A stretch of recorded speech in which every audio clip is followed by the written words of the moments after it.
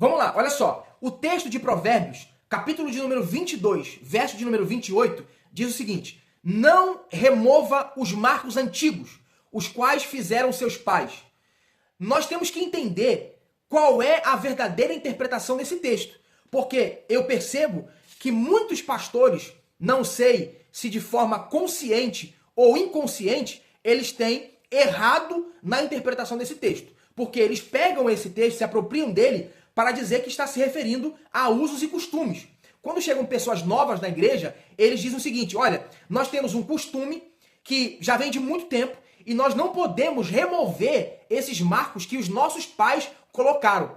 Aí a pessoa questiona e eles dizem: não, isso está na Bíblia. Olha o que diz aqui em Provérbios, capítulo 22, verso 28. E aí quem está ouvindo, por não ter capacidade, talvez, de ir mais a fundo no texto, eles acabam aderindo a essa ideia de que a Bíblia realmente fala sobre isso, de não remover os marcos antigos. Só que esse marco antigo não se refere a usos e costumes. E é exatamente sobre isso que eu quero te ensinar para você entender a interpretação correta desse texto. Em primeiro lugar, nós temos que saber o que é esse marco. Vamos lá. Esse marco era uma pedra ou um poste inscrito.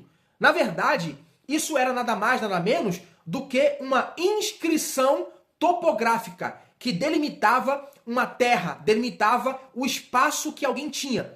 Então você percebe que antes do povo de Israel entrarem na terra de Canaã, você sabe que houve a divisão das terras. Então essa divisão das terras, Deus já havia falado muito antes para não fazer isso, de remover os marcos antigos que os pais colocaram. Perceba, em Deuteronômio capítulo de número 19, verso de número 14, olha o que diz: maldito todo aquele que mudar os marcos do seu próximo. O que significa isso? Por que Deus está preocupado com isso? Qual era a importância de um marco para o povo judeu? Perceba, se você tem uma terra, você tinha uma demarcação, um limite até onde ia a sua terra. Então, nos limites, tinha um marco dizendo que aquela terra era sua e o limite da terra era até aquele ponto. Então, esses marcos colocados era justamente para delimitar o espaço que a pessoa tinha. Então, a ordem de Deus para não remover os marcos antigos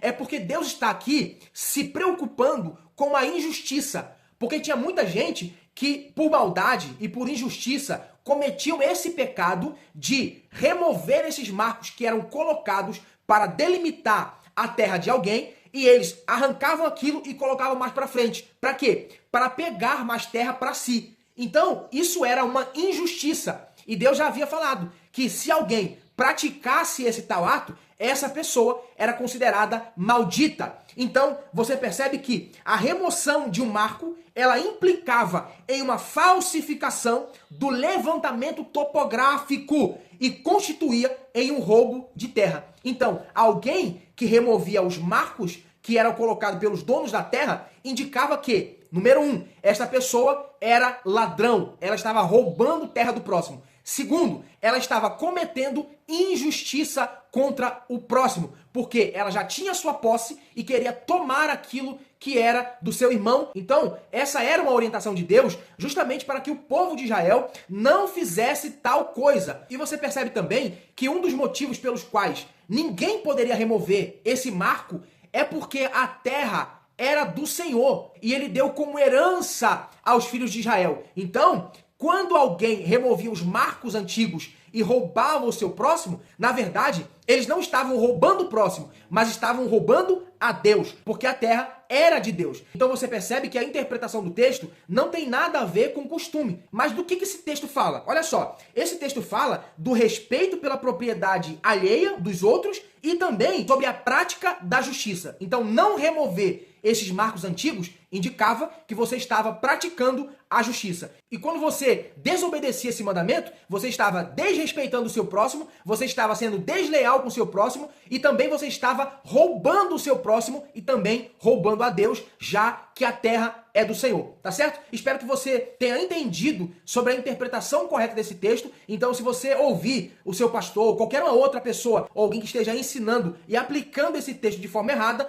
você já sabe qual é a verdadeira interpretação de Provérbios capítulo 22, verso de número 28. Espero que esse vídeo tenha te ajudado de alguma forma. Se te ajudou, curta, deixa aqui um comentário e compartilhe com o maior número de pessoas possível. E se você não me segue, aqui é o canal certo para você aprender da palavra de Deus, tá bom? Se você tem alguma dúvida de outros textos, pode deixar aqui nos comentários que eu vou estar respondendo você, talvez ou por mensagem ou através de um vídeo gravado como esse, tá certo? Deus abençoe você, sua casa e sua família e eu espero você no próximo vídeo.